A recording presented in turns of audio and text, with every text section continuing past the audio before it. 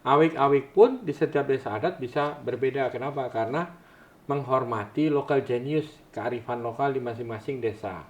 Pinandite itu atau pemangku merupakan organ bagian tadi dari desa adat atau kalau di Jakarta bagian dari Banjar begitu. Nah, untuk bagaimana menjadi seorang pemangku maka harus ditunjuk oleh komunitasnya itu. Berarti kalau di Bali ya berarti desa adatnya. Kalau di Jakarta ya berarti harus ditunjuk oleh Banjar. Banjar atau melalui pengurus pura begitu. Seperti khusus di Pura Rawamangun itu setiap pemangku punya SK. Surat keputusan dia menjadi pemangku apa dan tugasnya apa. Kita harus bedakan antara kompetensi dan wewenang.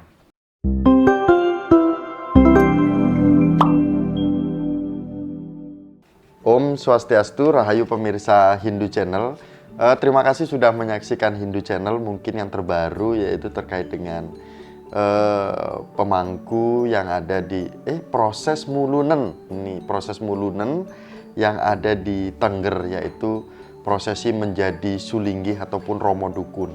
Itu menarik, itu kami dari Hindu Channel itu kurang lebih 4 hari di sana, itu merasakan dinginnya Tengger. Nah, karena banyak masih pertanyaan dan ternyata beberapa 5 hari atau 1 minggu lalu Hindu Channel memosting terkait dengan kepemangkuan, dan itu juga umat Hindu banyak mempertanyakan, Mas Miko, kan di Jakarta, kalau kita di Jakarta itu sering kita main ke Rawamangun.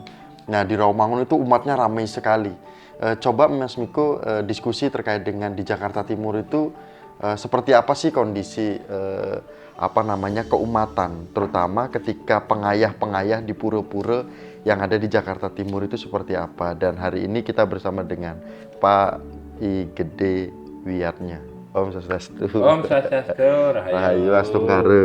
Kalau kita ngelihat secara fisik Pak Gede sebagai pengayah di Rawamangun sudah tidak awam lagi.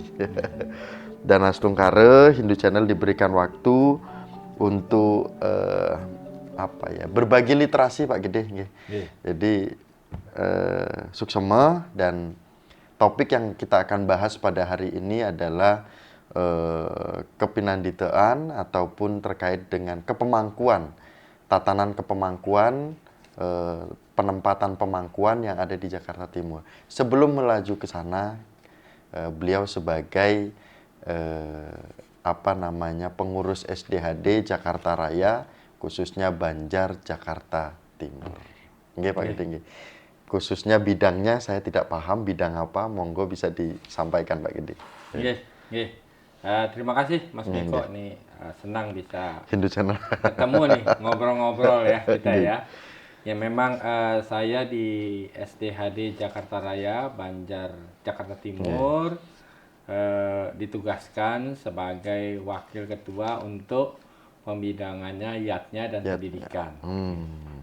Jadi sudah sesuai kalau kita berbicara keumatan di Banjar Jakarta Timur. Keumatan tentunya di wilayah Jakarta Timur, dan tentunya yang tadi terkait yatnya dan pendidikan. Izin Pak Gede, mungkin pertanyaan yang pertama adalah seberapa banyak umat kita di Jakarta, khususnya di ibu kota Jakarta ini, umat kita seberapa banyak, dan kalau kita tarik mengkerucut di Jakarta Timur sendiri itu berapa banyak umat juga gitu? Ya, kalau kita bicara umat di wilayah Jakarta ini bisa ada dua hal, yaitu umat yang secara administratif terdata di catatan Dukcapil atau catatan sipil kependudukan di DKI Jakarta, atau umat yang berhimpun dan melakukan aktivitas di bawah perkumpulan umat-umat Hindu di Jakarta Raya. Nah, tapi mungkin kalau saya lebih memilih kita menggunakan umat yang berhimpun dan berkumpul dan beraktivitas di bawah payung Sukaduka Hindu Dharma Jakarta Raya atau perkumpulan umat Hindu di Jakarta Raya. Gitu. Nah, kalau di jumlah dari perkumpulan, kalau data yang dimiliki itu sampai berapa? Kalau kita estimasi kira-kira di Jakarta Raya ini umat yang berhimpun dan berkumpul dalam tadi perkumpulan umat Hindu yang disebut dengan namanya Sukaduka Hindu Dharma Jakarta Raya, itu kalau kita estimasi ya sekitar ada 6.000 kepala keluarga begitu. 6.000. 6.000 kepala keluarga kita estimasilah kali 4 atau kali 5 berarti sekitar 30 sampai 40.000. 40.000. Iya. Berarti Jakarta Timur itu 6.000.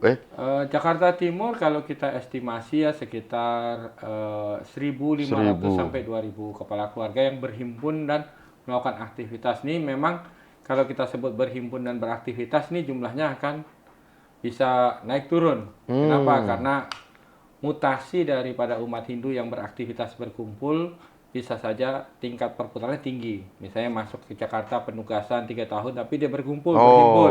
3 tahun kemudian dia pindah ke penugasan tempat lain begitu. Kemudian Pak Gede terkait dengan hal ini berapa pura yang di bawah naungan Jakarta Timur khususnya ini, terutama yang Pak Gede ya sebagai pengayah gitu. Jadi memang kalau kita lihat Jakarta Raya ya atau Jakarta ini karena kita berhimpun di bawah Suka Duka Hindu Dharma Jakarta Raya dan kita punya satu namanya ADART. Nah kalau ADART ini mungkin kalau di Bali ini adalah awik-awiknya begitu. Karena memang konsep perkumpulan umat Hindu di Jakarta Raya mengadopsi seperti desa adat di Bali. Jadi ada desa adatnya, quote unquote sama seperti tingkat Jakarta Raya. Kemudian kita punya banjar-banjar di setiap wilayah kota di Jakarta. Begitu. Nah, kalau kita lihat ke tadi awik-awik atau undang-undang dasarnya, dalam hal ini adalah ADART Suka Duka Hindu Dharma Jakarta Raya. Kalau kita lihat di ADART-nya untuk di Jakarta Timur ini sebetulnya ada 4 pura yang di dalam tanggung jawab pengelolaan Banjar Jakarta Timur begitu. Pura Rawamangun. Ya, Pura Aditya Jaya Rawamangun, Pura Mustika Dharma Cijantung, Pura Agung Taman Sari Halim Perdana Kusuma, dan Pura Widya Dharma Cibubur berdasarkan ADART-nya begitu. Nah, kalau kita berbicara Pura Rawamangun itu aktivitas penuh terus. Boleh sedikit Pak Gede, kenapa sih perbedaan pura yang ada di DKI itu Rawamangun lebih mencolok untuk umat itu hadir? Ada nilai ada nilai khusus nggak sih gitu? Ya kalau kita lihat ada 2 hal ya. Dari pertama nilai historis. Dan memang kan Pura Aditya Jaya Rawamangun ini adalah salah satu dari 3 pura yang pertama kali didirikan di ibu kota atau di kota Jakarta begitu. Nah kemudian aspek kedua adalah aspek kepada kemudahan akses. Karena memang Pura Aditya Jaya Rawamangun kan terletak hampir di titik tengahnya Jakarta. Walaupun di timur dia perbatasan antara timur dengan pusat. Nah karena berada di titik hampir tengah dan akses transportasi mudah, jadi memang boleh dikatakan banyak sekali umat yang hadir ke sini dari pagi, siang, sore sampai pun malam begitu. Ya, dan yang nonton Hindu Channel hari ini pasti dia, wah saya pernah di Tirte, saya pernah dapat Tirte, saya pernah dipimpin sembahyang kan gitu. Ini umat Hindu yang menyaksikan Hindu Channel. Namun yang lebih yang lebih menarik lagi ataupun yang pengetahuan yang perlu kami ketahui adalah bagaimana struktur kepinanditaan khususnya di Jakarta Timur ini. Ini kan lumayan, kalau kita berbicara setiap daerah pasti akan berbeda. Nah, kita akan lihat dari sisi Jakarta Timur ini seperti apa gitu. Iya. Jadi kalau di Jakarta Raya, termasuk Jakarta Timur, karena tadi kita di Jakarta Raya himpunnya dalam satu perkumpulan Suka Duka Hindu Dharma Jakarta Raya, di mana kita hanya punya satu awik-awik atau ADART atau undang-undang dasarnya lah begitu ya. Nah kalau kita lihat sebetulnya dari konsep ADART yang dimiliki di Jakarta Raya untuk masalah kepinanditaan atau kepemangkuan ini mengadopsi seperti yang ada di Bali, begitu ya. Mungkin ya kita sadari mayoritas umat Hindu yang di Jakarta Raya pun berasal dari Bali, mayoritas, begitu ya. Nah, kalau kita lihat, mungkin saya belok sedikit ya. Kalau kita lihat bagaimana di Bali sendiri dalam penunjukan kepemangkuan atau bagaimana kepemangkuan itu sendiri ya. Nah, kalau kita lihat di Bali, bagaimana kepemangkuan itu akan biasanya diatur dalam awik-awik setiap desa adat. Jadi di setiap awik-awik desa adat itu, atau awik-awik itu undang-undang dasarnya lah ya, di mana desa adat ini merupakan sebuah desa yang otonom. Jadi awik-awik atau undang-undang dasar satu desa dengan desa lain bisa berbeda. Nah, tapi secara umum, kalau kita lihat awik-awiknya, di desa adat itu pasti ada mengatur indik kepemangkuan atau tentang kepemangkuan. Bagaimana proses penunjukan kepemangkuan. Kemudian apa haknya kepemangkuan. Apa kewajibannya atau swadarmaning kepemangkuan. Kemudian siapa yang boleh dan siapa yang tidak boleh menjadi pemangku. Nah, itu akan diatur seperti itu. Termasuk apabila ada jenis-jenis kepemangkuan, tingkatan kepemangkuan dan jenisnya. Nah, itu kalau kita lihat desa adat di Bali, mereka akan mengatur di awik-awik atau undang-undang dasarnya. Nah, kalau diperlukan, beberapa desa adat akan membuat perarem atau petunjuk pelaksanaan. Apakah mereka membutuhkan jenis pemangku yang seperti apa di setiap pura. Nah, itu akan diatur di awik-awik atau perarem. Nah, memang kalau kita lihat karena desa adat ini otonom ya, setiap awik-awik atau perarem di setiap desa adat bisa berbeda. Misalnya, ada satu desa menyatakan ada jenis pemangku yang sifatnya misalnya pemangku alit, pemangku gede, pemangku ageng, pemangku penyade, begitu ya. Tapi dijelaskan masing-masing fungsinya dan bagaimana tata cara penunjukannya, begitu. Nah, Nike biasanya hal tersebut ya akan diatur di awik-awik dan perarem. Itu di desa adat ya kalau di Bali. Nah, kalau kita di Jakarta, karena kita mengadopsi dari pendekatan ya, pendekatan struktur kerangka dari awik-awik, begitu ya, atau struktur tata kelola dari awik-awik. Di Jakarta kita juga di ADART-nya SDHD Jakarta Raya itu diatur apa itu kepinanditaan. Nah, kalau di ADART-nya SDHD Jakarta Raya memang disebutkan bahwa pinandita itu adalah organ dari Banjar. Jadi memang salah satu organ dari Banjar itu adalah pinandita atau pemangku. Nah, bagaimana penunjukan kepemangkuannya? Nah, ini kalau di Jakarta Raya, memang ADART yang sekarang tidak mengatur. Nah, bagaimana? Berarti itu nanti diserahkan ke masing-masing pengurus pura untuk membuat tadi perarem atau peraturan pelaksanaan. Bagaimana proses penunjukan kepemangkuan atau proses penunjukan seseorang menjadi pemangku dan tingkatan pemangku yang ada di setiap pura. Nah, itu diserahkan ke masing-masing pengurus pura, begitu. Bagaimana mekanismenya. Tapi terlepas dari itu, kalau kita lihat baik awik-awik desa adat maupun yang diadopsi di Jakarta, bisa kita lihat bahwa pinandita itu atau pemangku merupakan organ bagian tadi dari desa adat atau kalau di Jakarta bagian dari Banjar, begitu. Nah, untuk bagaimana menjadi seorang pemangku, maka harus ditunjuk menjadi atau seseorang ditunjuk menjadi pemangku, maka harus ditunjuk oleh komunitasnya itu. Berarti kalau di Bali ya berarti desa adatnya. Kalau di Jakarta ya berarti harus ditunjuk oleh Banjar atau melalui pengurus pura, begitu. Nah, itu umumnya kalau seperti khusus di Pura Rawamangun itu setiap pemangku punya SK. Surat keputusan dia menjadi pemangku apa dan tugasnya apa. Ada masing-masing ada SK-nya, begitu. Misalnya si A pemangku apa, bisanya melaksanakan apa, kewenangannya melaksanakan apa, begitu.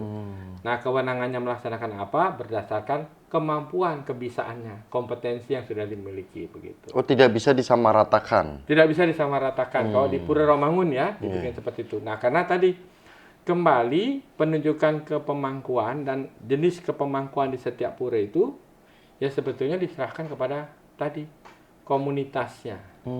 Berarti kalau di Bali komunitas adatnya adalah desa adat. Kalau di Jakarta ini kalau saya pahami karena diadopsi, berarti ya komunitas adatnya adalah SDHD Jakarta Raya. Artinya kan gini Pak Gede, bahwa kan saya sudah di Winten, kan saya sudah menjalani ritual kepemimpinan ataupun kepemangkuan, udah mungkin sudah disulinggi, mungkin sudah di kelompok tertentu atau organisasi tertentu yang diadakan. Nah, kemudian ya saya berwenang untuk bertugas atau ngayah di pura ini, itu bisa? Ya, jadi kalau kita lihat baik di struktur tadi ya, struktur awik-awik dan pelaksanaannya perarem kalau di Bali ataupun di Jakarta ADART-nya dan peraturan pelaksanaan di setiap pura, begitu ya. Berarti adalah penunjukan kepemangkuan harus didasari dua hal, yaitu formalitas atau otoritas yang diberikan, tapi untuk memberikan otoritas itu harus dibarengi dengan kompetensi dari pemangkunya itu sendiri. Atau kalau saya menyebutnya, yang satu masalah wenang, yang satu masalah bisa. Nah, wenang dan bisa ini harus bergabung begitu. Nah, seseorang bisa saja sudah di Winten, dia secara spiritual sudah berwenang. Tapi apakah berwenang tadi secara sekalinya, secara komunitas adat apakah sudah menunjuk dia? Menyetujui lah, mungkin bukan menunjuk, paling tidak menyetujui dia menjadi seorang pemangku atau sebagai pengayah di pura begitu.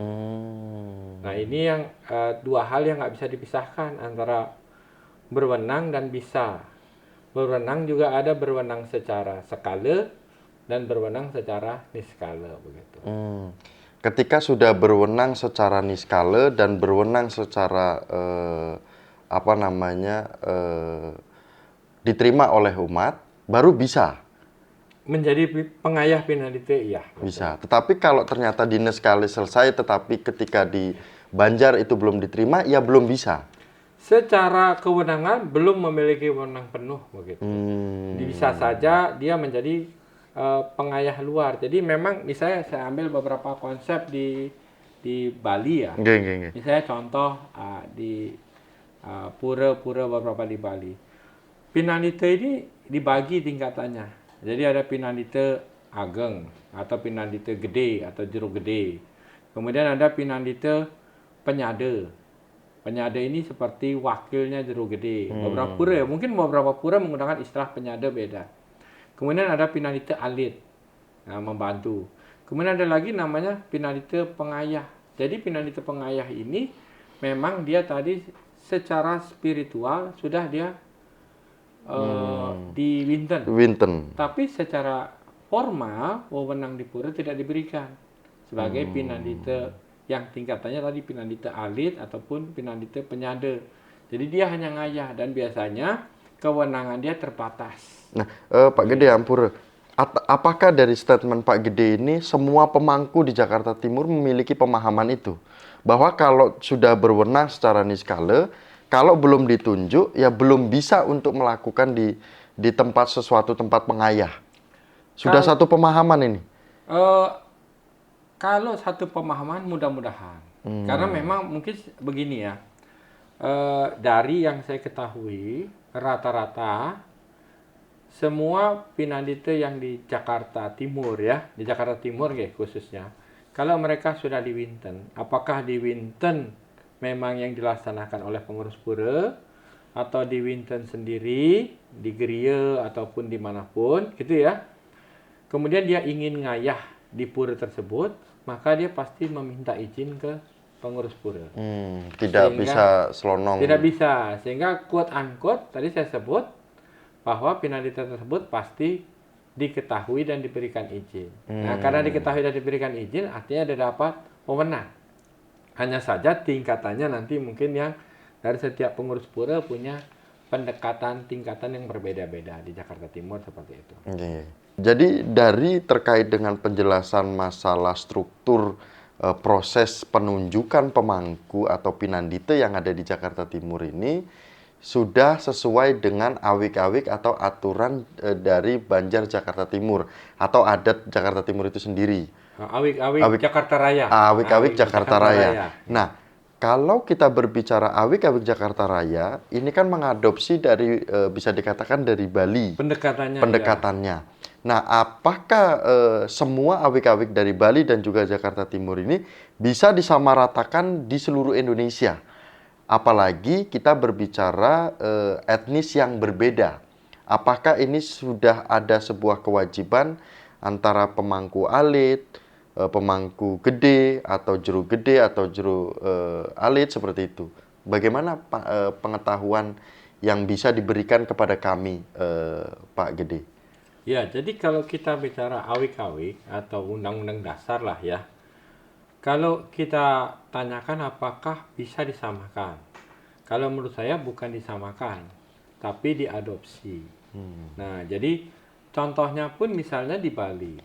Di Bali pun awik-awik satu desa adat dengan desa adat lain bisa ada hal-hal yang berbeda yang diatur. Salah satunya pemangku Pinandite gitu ya, beda? Pemangku Pinandite misalnya di satu desa adat dia menjelaskan pemangku gede atau pemangku A hanya ada di pura yang sifatnya Sat Kahyangan atau Dang Kahyangan. Tapi ada yang juga menyebutkan baik di pura Kahyangan. Jadi mau Sat Kahyangan, Dang Kahyangan, ataupun Tri Kahyangan. Tapi kalau puranya bersifat misalnya pura Banjar, pura Paibon, pura keluarga gitu ya, maka jenis pemangku yang tingkatan itu tidak ada. Gitu. Nah itu memang setiap desa adat tadi memiliki otonomi khusus. Itulah kekhususan desa adat di Bali. Sehingga tadi awik-awik pun di setiap desa adat bisa berbeda. Kenapa? Karena menghormati local genius, kearifan lokal di masing-masing desa. Nah, seperti pula misalnya kita di Jakarta, kita adopsi pendekatan dari Bali. Tapi pun kita pastinya tidak semuanya kita adopsi.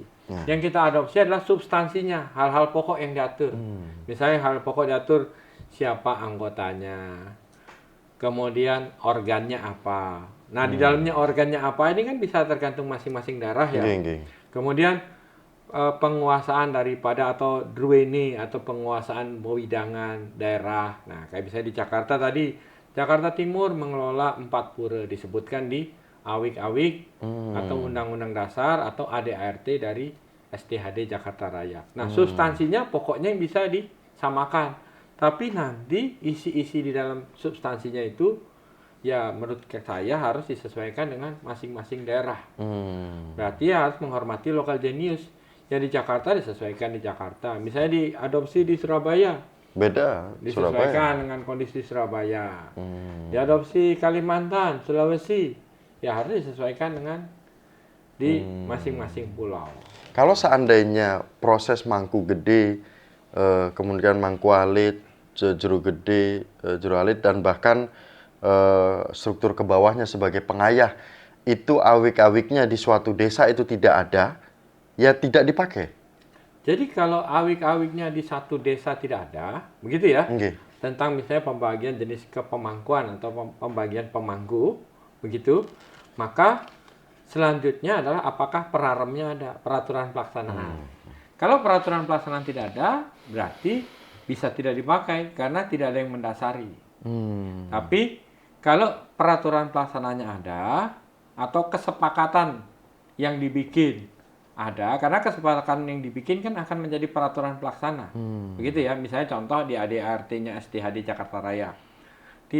Di ADART-nya hanya menyebut apa itu Pinandite dan kewenangan Pinandite, tapi tidak disebutkan tata cara untuk tingkatan Pinandite. Dan tidak disebutkan tentang pemilihan Pinandite. Nah, itu kemudian sebaiknya memang di ADART disebutkan apabila hal-hal yang belum diatur di ADART, maka bisa dibikin peraturan di tingkat banjar wilayah. Nah, kalau peraturan di kalau banjar, kita desa gitu ya? Ya, betul. Jadi banjar wilayah ini jadi lebih kecil. Nah, kalau peraturan banjar wilayahnya belum ada, peraturan itu bisa aja kesepakatan. Jadi waktu memilih pemangku, misalnya sepakat nih A, sudah sepakat dituangkan dalam satu dokumentasi, maka kesepakatan itu sudah pasti menjadi peraturan otomatis. Pak Gede, kita minta contoh sederhananya, contohnya di Jakarta Timur. Pak Gede melakukan sebuah pelatihan. dan kompetensi dari seorang Sulinggi ini sudah selesai bersama dengan Pak Gede. Iya. Nah, bagaimana Pak Gede menurunkan ke pura-pura 4 pura yang ada di Jakarta Timur? Prosesnya seperti apa itu? Iya, pada waktu itu kebetulan kami pernah didaulat jadi panitia untuk pendidikan atau pelatihan calon pinandita di wilayah kota Jakarta Timur, Utara, dan Pusat. Nah, waktu itu ya kami melakukan kegiatan sampai dengan proses pewintenan. Pewintenan sebagai pinandita. Namun, tadi setelah prosesi pewintenan, tadi baru satu sisi kita selesaikan, yaitu hak wewenang dia secara spiritual atau secara niskala. Untuk supaya dia bisa menjadi pinandita pengayah di setiap pura, maka yang kita lakukan adalah bagi mereka yang sudah mengikuti pelatihan pinandita dan sudah diwinten, kemudian kita sampaikan kepada banjar wilayah masing-masing dan pengurus pura bahwa yang bersangkutan telah mengikuti pendidikan atau pelatihan dan sudah diwinten. Nah, untuk penunjukan sebagai pinandita pengayah di setiap pura, maka diserahkan kepada masing-masing pengurus pura dan banjar. Nah, dari pengalaman kita waktu melakukan pelatihan itu, tidak semua yang mengikuti pelatihan ditunjuk menjadi atau diketahui diterima menjadi pinandita oleh pengurus pura dan banjar. Ada yang diterima, memang artinya pengurus puranya melihat situasi di puranya membutuhkan pinandita pengayah. Ada yang diterima sebagian, ada yang tidak diterima, begitu. Nah, tapi bagaimana Pak Gede itu bisa mengontrol itu semua? Karena dalam setiap dalam setiap diri manusia itu kan ada keinginan untuk bisa diterima, tetapi belum bisa diterima. Iya. Solusi dari Pak Gede ini seperti apa biasanya? Iya, jadi pada intinya ketika seseorang mengikuti proses pelatihan ya, kayak seperti yang kami lakukan, ketika mengikuti proses pelatihan, sebenarnya kan tadi dia pertama untuk meningkatkan kompetensi dirinya sendiri. Kompetensi dirinya sendiri mengenai pengetahuan kepinanditaan atau pengetahuan kepemangkuan. Artinya apa? Bisa digunakan untuk dirinya sendiri paling tidak dan keluarga dekatnya. Nah, kemudian kalau dari yang bersangkutan memang kemudian ada keinginan dan panggilan untuk melakukan pengaturan ayah sebagai pinandita di pura tertentu, maka tadi kita kembalikan kepada pengurus pura yang mengirimnya. Karena pada waktu kita melakukan pelatihan, kita minta juga ke pengurus puranya siapa yang mau dikirim untuk pelatihan. Setelah selesai pelatihan dan setelah selesai pewintenan, kita kembalikan ke pengurus puranya. Siapa yang mau nanti disetujui, diterima untuk menjadi pengayah di pura masing-masing. Begitu. Artinya adopsi yang ada di Bali sesuai dengan awik-awik yang ada di Bali belum tentu bisa kita samakan persis yang ada di Jakarta Timur. Dan bahkan Jakarta Timur pun memiliki kekuatan penting untuk bisa juga tidak ada ketersinggungan antar pura-pura. Betul. Nah, pertanyaan yang lebih mencuat lagi adalah bagaimana solusi Pak Gede ketika pura itu sudah menggunakan kebiasaan atau aturan terkait dengan mangku gedenya, tetapi ada kebijakan baru yang bukan dari awik-awik atau aturan ataupun undang-undang Banjar tersebut, untuk supaya ada pola jero gede yang harus mengkoordinasi semua ini. Nah, hal ini bagaimana supaya menjadi solusi bersama. Nah, biasanya kita lagi kembalikan ke aturan atau kita ada solusi lain gitu Pak Gede, seperti apa? Iya, sebetulnya kan begini ya. Kalau kita bicara jenis kepemangkuan, begitu ya. Berarti pertanyaan mendasar adalah kebutuhan kepemangkuan di pura tersebut. Karena secara konsep kepemangkuan atau pemangku melekat kepada pura. Berarti bagaimana kebutuhan pengayah Pinandita di pura tersebut. Nah, berarti itu yang harus dilihat kalau menurut saya. Jadi tadi kalau misalnya di satu pura memang ada struktur A, B, C, D, ya berarti nanti ketika pura itu membutuhkan pengayah di pura itu, ya dia akan menyesuaikan dengan kebutuhannya. Artinya itu dibutuhkan ketegasan. Kalau memang tidak diterima ya tidak. Tidak ada ya tidak ada. Mungkin tapi kan kalau kita sebagai manusia, contohnya saya ada kedekatan dengan Pak Gede. Pak Gede saya undang ke pura saya, Pak Gede menawarkan sesuatu. Karena saya nggak enak sama Pak Gede, saya terima aja nih. Tetapi di lingkungan umat jadi bahan perbincangan yang cukup lama dan akhirnya tidak sehat jadinya di pura tersebut. Jadi mungkin saya lihat harus bedakan antara kompetensi dan wewenang. Nah itu Pak. Nah, jadi gini, misalnya kebetulan pekerjaan saya sehari-hari auditor ya. Jadi misalnya begini, seorang auditor bisa mengikuti pelatihan, ujian, lulus, misalnya menjadi Certified Ex Auditor. Tapi apakah dia pasti bisa menjadi auditor?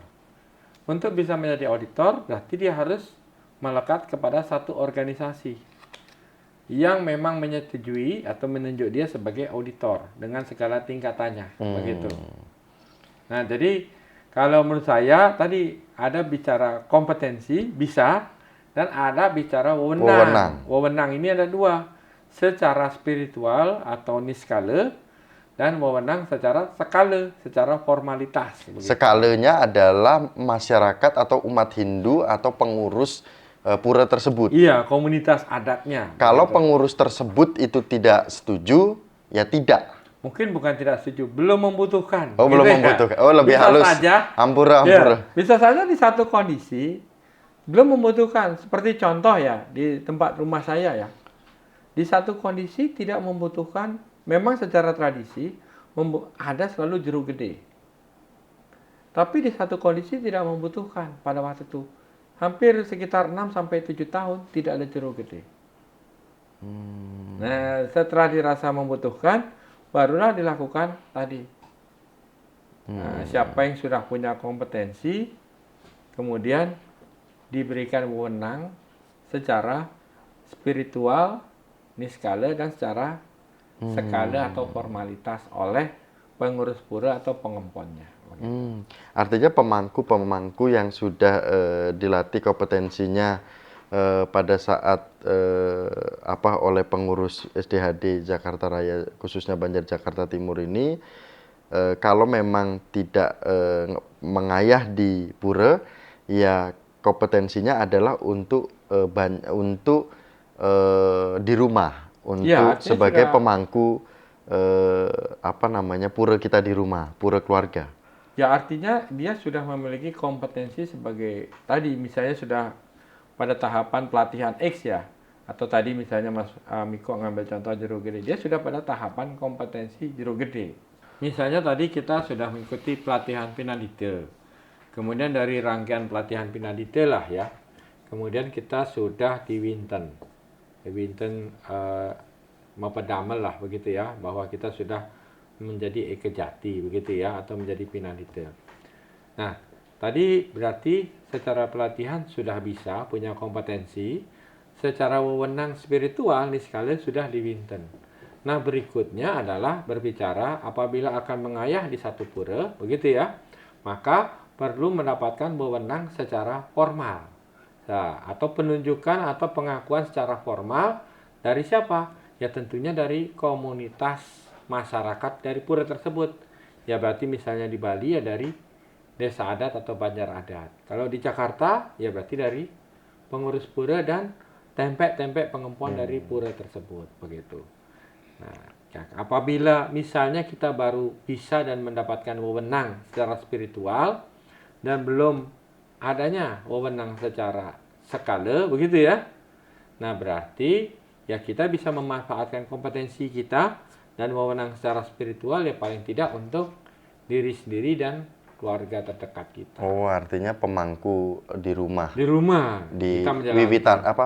Ya kalau kita punya sanggah kita merajan biasa begitu ya. Nah, kalau di Bali pun misalnya udah tingkat pura ibu, pasti sudah juga penunjukan kepemangkuannya disepakati oleh pengempuan dari pura ibu itu sendiri. Ya, benar. Tidak. Dan dari sini kita umat Hindu, khususnya yang Hindu Channel hari ini saksikan, ini mungkin berbeda ya, lebih tenang kita podcastnya karena memang Pak Gede salah satu pengayah di Rawamangun, kemudian beliau juga ketika kita lihat kalau dari pemangku lain lebih apa ya, lebih adem nih Pak. Artinya pemangku lain juga mengayomi kami, tetapi kok Pak Gede tidak banyak ini ya, apa namanya, tidak banyak bicara ketika memang ayah yang ayah. Tetapi ada momen ketika kayak kemarin Miko selesai di Tirta, loh kok kita jadi diskusi nih gitu. Oh ternyata pemangku kita itu pentingnya memiliki kompetensi dalam pembinaan secara secara kompetensi yang dilakukan oleh Banjar, oleh organisasi. Ketika ada umat ingin konsultasi itu bisa juga membantu menyelesaikan gitu. Nah ini juga pentingnya mungkin ketika kita hadir ke pura, ternyata pemangku kita ini kok kalau kita ajak, kita mintakan arahan-arahan, pasti beliau bisa gitu. Memang itu tantangan, salah satu tantangan pemangkuan ya. Masalah bisa. Karena banyak umat berpikir nih kalau sudah jadi Pinandita pemangku bisa semuanya. Dari A sampai Z ya. Kalau kita bicara bisa ya. Padahal kalau kita bicara agama Hindu, baik secara teologi, tatwa, etika, ritual, apalagi ritual, sangat beragam sekali. Nah itu memang salah satu tantangan dari pemangku, tadi bisa dan berwenang juga. Nah bagaimana harapan Pak Mangku, khususnya Pak Gede terkait dengan kepinanditaan ketika berbicara tadi wewenang dan juga bisa. Mungkin ini akan didengarkan oleh seluruh daerah, bagaimana awik-awik ataupun undang-undang itu menjadi dasar kita untuk bisa berpatokan pada kearifan lokal itu sendiri. Monggo Pak Gede. Ya, harapan saya tentunya saya mengambil lokus di tempat saya ya, di Jakarta Timur, dan mudah-mudahan bisa juga diadopsi di tempat-tempat lain, bahwa kalau kita bicara ke pemangkuan pinanditaan, bahwa seorang pinandita itu yang tadi harus bisa memiliki kompetensi dan juga mendapatkan kewenangan, baik secara skala, yaitu formalitas, dan secara niskala, yaitu melalui proses penyucian atau upacara-upacara pewintenan yang dibutuhkan. Dan kita sebagai pinandita memang adalah sebagai pengayah, sehingga apa yang kita lakukan ya tentunya harus sejalan dan juga harmonisasi dengan komunitas masyarakat yang ada di setempat. Bagaimana aturan atau kerangka tata kelola struktur dari masyarakat setempat, misalnya seperti tadi, bagaimana awik-awik atau undang-undang dasar, bagaimana peraturan atau perarem yang ada di masyarakat setempat yang kemudian menjadi kesepakatan begitu. Karena kalau kita bicara kesepakatan, itulah yang paling baik. Jadi namanya undang-undang, perarem itu sebetulnya kesepakatan, dan kesepakatan pun dinamis, bisa berubah dari waktu ke waktu. Nah oleh sebab itu kita sebagai pinandita ya harus memahami tadi awik-awik, perarem, dan selalu membuat kesepakatan dengan komunitas masyarakat kita. Matur suwun semua, Pak Gede, luar biasa. Kenapa nggak dari dulu ya Hindu Channel wawancara Pak Gede? Mudah-mudahan bisa memberikan masukan lah. Jadi inilah pentingnya kami dari Hindu Channel ketika berada di suatu daerah. Kami melihat bahwa pengetahuan-pengetahuan seperti ini bisa menjadi contoh atau bisa diterapkan di pura-pura atau di daerah-daerah yang belum melakukan proses struktural pola kepengurusannya, mengelolanya seperti apa. Nah, inilah bisa menjadi pengetahuan kita bersama. Dan kami ucapkan suksema lagi, matur suksema, matur suwun. Nanti Pak Gede kapan-kapan kalau ada main ke Jawa, ajak-ajaklah Hindu Channel. Siap. Kalau ke Bali kemarin sudah janjian tapi lumayan padat jadwal. Sama-sama padat. Lumayan padat Pak Gedenya. Nggih, matur suksema, kami tutup dengan para Masanti bersama dengan Pak I Gede Wiyatnya sebagai SDHD Jakarta Raya Banjar Jakarta Timur. Kami tutup dengan para Masanti. Om Santi Santi Santi Santi. Om. Nggih, terima kasih. Matur suksema. Nggih.